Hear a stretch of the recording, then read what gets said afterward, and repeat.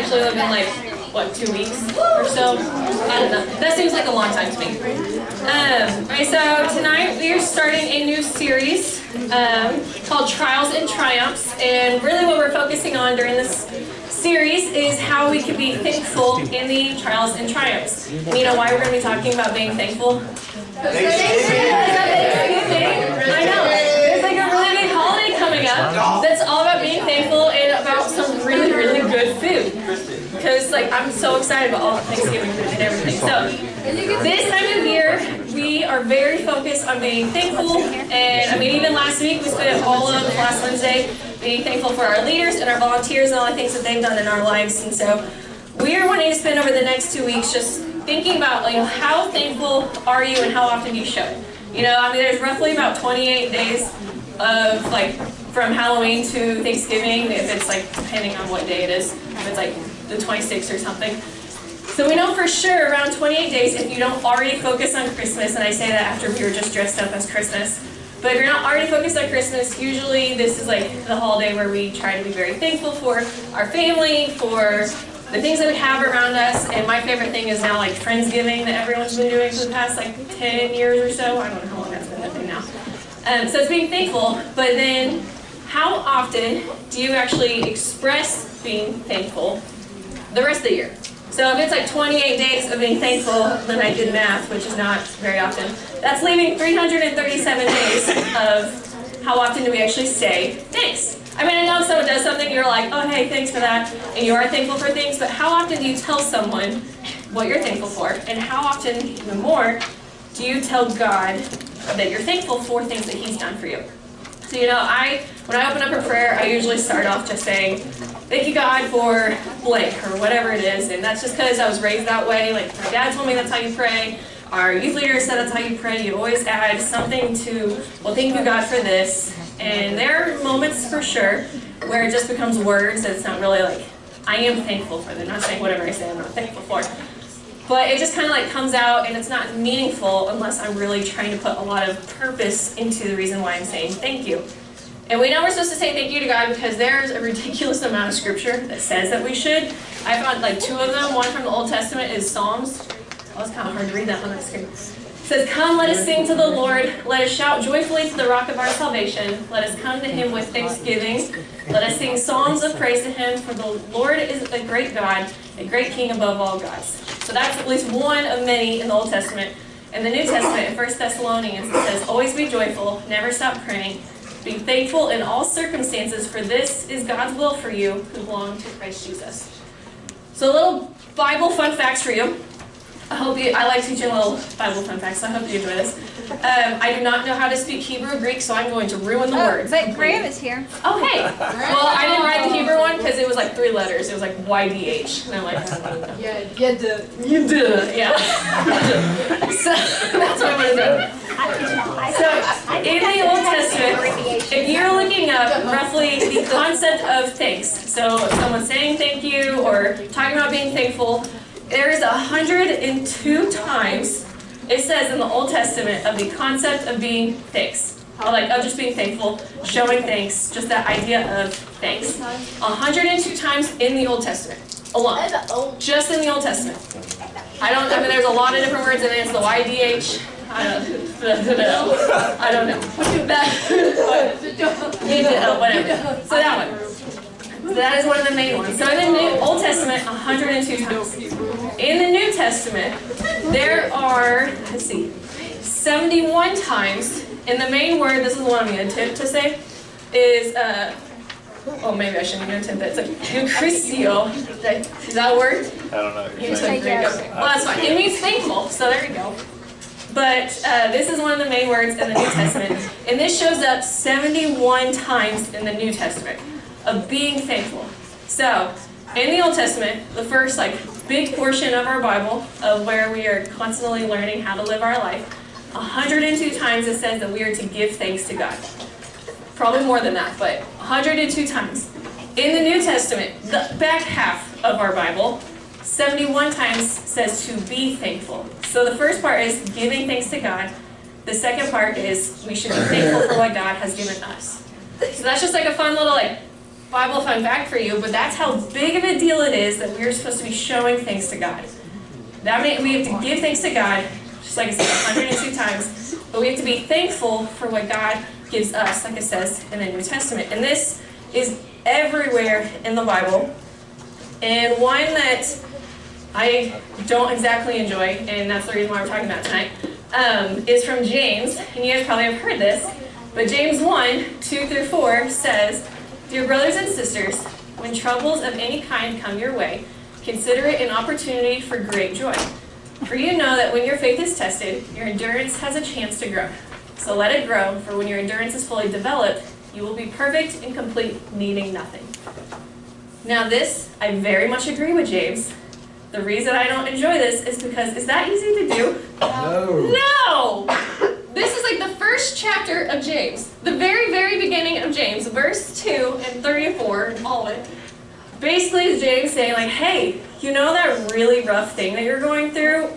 It's such a good thing that you're going through that. Like, I'm sorry, I don't ever feel that way. Whenever I'm like in the middle of something. But he's just saying like, hey, that thing that you're going through, you should be so happy. You should be so thankful you're going through that because you're going to be better because of it. And yes, I agree with James on this. But when I'm going through something hard, this is not my first emotion, not my second. It's not my third or my fourth, probably not even my 10th reaction of a trial that I'm going through. For me, I like to run away to my house, which isn't really that far. I guess I wouldn't run. I drive there right now because I can't run. But I would go to my house, and I would like to bury myself either in my bed or on my couch, and you just kind of like hide it away. Right? Does anyone else want to do that? Yeah, I got one hand for sure. Like if something difficult's going on, right? You just kind of want to be like, if I hide away, maybe it'll work itself out and I don't have to deal with it. So you just hide at your house, either in your room, maybe it's at a friend's house, if the stuff is going on at your house, but we have that hiding place. That's my first reaction. I'm pretty sure you guys said, like for you, that's kind of your first reaction too, right? You just want to run away. But that is the exact opposite of what James is saying here today. He's saying basically that it's not so much that we should be thankful of like, I am dealing with a certain thing. Like for me, I had about a month ago, like my grandfather passed away. I'm not thankful in the fact that my grandpa passed away. That's not what he's saying. Like, oh, I'm so happy I'm dealing with this terrible, terrible thing. Like it's not, he's saying being thankful for that, but be joyful for what can come out of that. Like be joyful and thankful for things while you're dealing with that. So that's what he's talking about and what we're talking about tonight.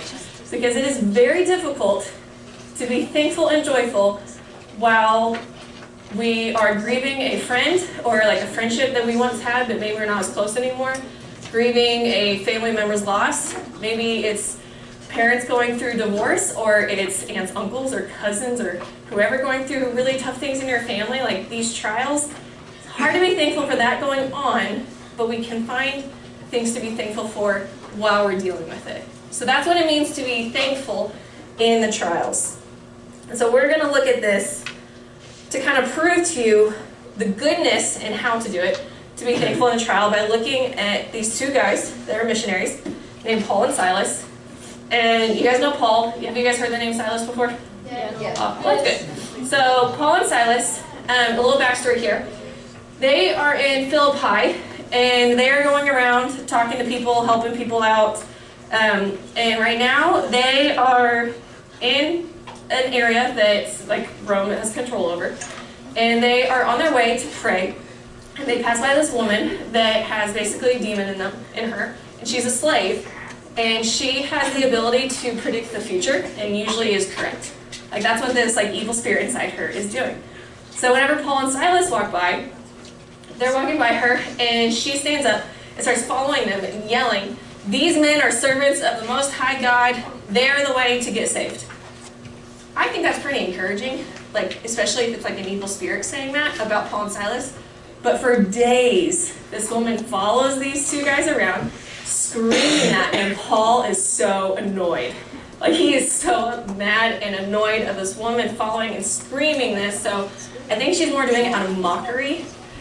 So he just gets fed up. Paul turns around, yells at her and the evil spirit, and just says, "Get out of this woman." And the evil spirit leaves. So for the woman, she's in a pretty good place now, right? Like, she's not possessed anymore. I say you're doing pretty good.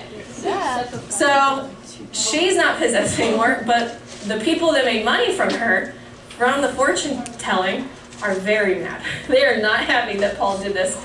And he did it because, one, he was very annoyed of a woman that was screaming, following them around. So that's where we pick up in the story. In Acts 16. It's Paul and Silas, after they just freed this woman from this evil spirit, and the owners of that woman, because she was a slave, no longer getting money, are not happy, so they take him to city officers. Because they basically are saying, hey, they're doing things that are not custom to what we do, so you should do something about it. So that's where we are. Starting off in verse 22, it says, a mob quickly formed against Paul and Silas, and the city officials ordered them stripped and beaten with wooden rods. They were severely beaten, and then they were thrown into prison. The jailer was ordered to make sure they didn't escape, so the jailer put them in the inner dungeon and clamped their feet in the stocks. So here we are, Paul and Silas, doing some good stuff. I mean, on their way to prayer. They just freed a woman from, like, being possessed, which is a big deal, even if they did it out of annoyance of the woman. They still did something great, and they just get beaten up for it. I mean, they get, like, beaten with these wooden rods. They are severely beaten, like I said, so you know they're bruised, they're bleeding. They probably could have a broken bone or something, depending on the people that are beating them. And they're thrown into prison, and the jailer is so nervous that they'll escape, because God has done that before, of, like, helping people escape, like Peter, that he puts them in the inner dungeon, clamped their feet to the stocks. So they're not just, like, in the jail. They're, like, in the inside of the jail that people probably never see. Like, the dark part of the jail, the dungeon that is nasty, dirty, people probably get sick there. Like, the worst of the worst part of that area, they're now stuck in because they helped someone. So would you say they're in a pretty big trial? No. No. Yes. Yes. Yes. Yeah. This is kind of, I mean, this is a big deal. Like, this is a big, difficult moment, I would think, if you were completely, like, bleeding, beaten up, hurt, and you were stuck in this dungeon because you healed someone. So that's where we are, and this is how they respond. It says, around midnight, Paul and Silas were praying and singing hymns, and the other prisoners were listening. Suddenly, there was a massive earthquake, and the prison was shaken to its foundation. All the doors immediately flew open, and the chains of every prisoner fell off. So they are in a pretty not great situation, and how do Paul and Silas respond to it? They worship. They, I think, would have a lot of reason to complain. Would you agree? Yes. I mean, if I was them, I probably would be sitting there complaining of, like, God, I was just doing your work. I was healing a woman, casting a demon out of, like, with your name, healing this woman on my way to prayer to worship you when I got beaten up because I'm doing something that they don't like. Because again, it was just because it didn't fit the custom. There was no law against it. It didn't fit the Roman custom. So it was out of the ordinary. That is the reason why they got taken. And here they are, worshiping, when I would think, I'd be like, God, why am I stuck in this spot? Like, why am I doing this if I was doing good for you? Have you guys ever had thoughts like that? Like, if you're in the middle of, like, just not great situation, you're like, why am I going through this? I've done so much good for you, but why am I going through this?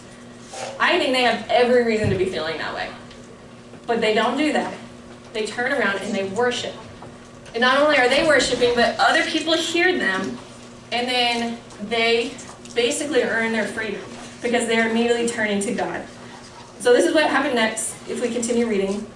It says, the jailer woke up to see the prison doors wide open. He assumed the prisoners had escaped, so he drew his sword to kill himself. But Paul shouted to him, stop, don't kill yourself, you're all here. And the reason he wanted to kill himself is because he was told, hey, you make sure these people don't escape, which is why they were in the inner part of the dungeon. Like, they were at the part where even if the doors were open, they couldn't run away because their feet were chained. And so he was going to kill himself because he thought, I would rather die than deal with whatever torture they're going to do to me because they escaped. So that's why he's feeling this way. But Paul and Silas did not leave. They could. They had no chains. They had no doors. They could have easily just walked on out. But he said, don't. We are all here. The jailer called for lights and ran to the dungeon, and fell down trembling before Paul and Silas. Then he brought them out and asked, "Sirs, what must I do to be saved?" They replied, "Believe in the Lord Jesus, and you will be saved, along with everyone in your household." And they shared the word of the Lord with him, and with all who lived in his household. Even at that hour of the night, the jailer cared for them and washed their wounds. Then he and everyone in his household were immediately baptized. He brought them into his house and set a meal before them, and he and his entire household rejoiced because they all believed in God. So, what we basically see here is these two guys minding their own business on their way to worship, get annoyed of a woman, and then free her, heal her, get beaten and jailed for it, worship God while in that jail, and then they save this man's life. One, because that way he didn't kill himself, and two, saved even their souls. Not just even him, his whole family. So this is the kind of thing that happens when we are thankful when we are in a trial. Things that happen during a trial, if we are thankful, there's two of them. One is it affects the faith of those around you, and two, you come out stronger. Because if you were in the middle of that kind of situation, putting yourself in Paul and Silas's place, and you decided to worship God while you're in just an awful place, and you all of a sudden get freedom, you see the earthquake happens, the doors fall down, the chains that go off, how strong would your faith in God be in that moment? It'd be pretty strong. You're just God just saved me. God just saved me because I turned to him and worshiped him. So you would come out stronger whenever you are thankful in a trial, and it affects those around you. This man was just a jailer. He was just working, and he was about to give up, but because he saw that these guys were faithful to God and worshiped God, and were thankful during a really terrible situation, they then were I want it. I want whatever you're doing. And that's what happens with you guys. If you are in the middle of something, dealing with just an awful trial, whatever it is, even if it's just a ton of stress at school, and you have joy in things around you, if you are still showing that you were thankful for things that God gave you, people tend to notice. Life is pretty stressful. We all know that. We know that life is not going to be easy, but people notice and they want in. There's probably people in this room, you came because you saw someone else doing almost this exact thing. And that's why you're here, because you want to know more about it. So this is what happens when we are thankful for trials.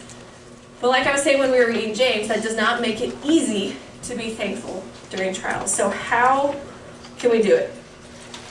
Well, I think there's three things that we can do. And this is the part where if you guys take notes, because these are three things I want you to walk away to remember. How can we be thankful during a trial? Because yes, it is hard, but life can be so much better when it is. When you are thankful during a hard time. The first thing that you can do is to focus on God. When we are leaning on God, we are counting on his strength. There are many times when I look back at my life and I look at the trials I went through, that if I was in the darkest pit of the valley, below what the deep valley would be, it's like being the dungeon that Paul is in. If I didn't have God, I have no idea how I would have gotten out of the situation. But if we focus on God, we tend to see things in a different perspective, like Paul and Silas. They could have looked at their situation. It was not great, as you saw and read and heard. But they looked at God, and that is what changed their life. That's what changed the life of other people. They focused on God. And this is even whenever I'm praying to God and I always express thanks. Sometimes I say thanks for the exact same things. It's just because I don't know what words to say. But I start off by listing characteristics. If I don't know how to be thankful during a trial, I just say what I'm thankful for God about. Thank you, God, for coming down to earth. Thank you for coming through Jesus Christ and dying for me. That's a simple Christian answer. But I am thankful for it, first off. But second, it gets my mind focused on that. It's thank you, God, for saving me. Thank you, God, for the forgiveness. Thank you, God, for being gracious with me. And you just slowly put your more focus on him and saying things you're thankful for him and his characteristics. Your perspective will change. And it becomes a little bit easier, that one step forward, to become thankful for something while you're in the middle of a trial. So focus on God. Second is to lean on someone encouraging. Now, I know whenever we have things going on in our lives, it's good to get it out, right? Like, you guys have someone, if I said, like, someone that you vent to, do you have, like, one or two people that pop in your mind? You, like, call them or, like, oh, yeah, I just got to vent to them because I'm stressed out, I got things going on. We need to be careful who we vent to. Because if you are venting to someone that is also in a pit, they're just going to feed that fire. And that is not going to help you at all. So we need to lean on someone that's encouraging. Because if you are in a valley and you are in a trial, you're in a tough situation and you're complaining about it to someone because you need to get it out. Complaining is not bad, don't get me wrong. Like, we need to get it out through our words. But if they are just going to feed that fire, they're not the ones that need to be hearing our complaints. We need to lean on someone that is leaning on God. If you guys were at Day Spring this summer, our speaker Mel talked about this. She said, one, lean on God, but if you can't find or hear God, lean on someone who is leaning on God. Those are the people that will help us through the trials. Those are the people that help us to see what things can we be thankful for. You know, like while we're in this tough situation, you know, there's all this other great stuff going on. Focus on that while you're working through this trial. Lean on someone who's going to only pull you out of the valley, not going to keep pushing you further down. So focus on God. Lean on someone that will help you focus on God. And the third one is to make a list. I have a devotion that I do that Pastor Graham gave me that I have absolutely loved doing that helps me study the Word, but it has like a morning and a nighttime activity kind of thing. Sometimes I do it, sometimes like I'll do it all at one time, but it goes through where you study the Word, what does it mean, how do you apply it to your life, pray, and then the last thing is, what are you grateful for? Like it has it as the very last thing that you do at night. Like you pray in the morning, and at night before you go to bed, you make a list of things that you're grateful for. And I've loved doing it because it reminds you things that you actually do have going on in your life that are great. Because I guarantee you at least have one. I know that's for sure. You at least have one, and it makes you think about it. What is something that I am grateful for, that I'm thankful for? Even if you start off with the sentence of like, this is what I'm dealing with, this is what I have to be thankful for though.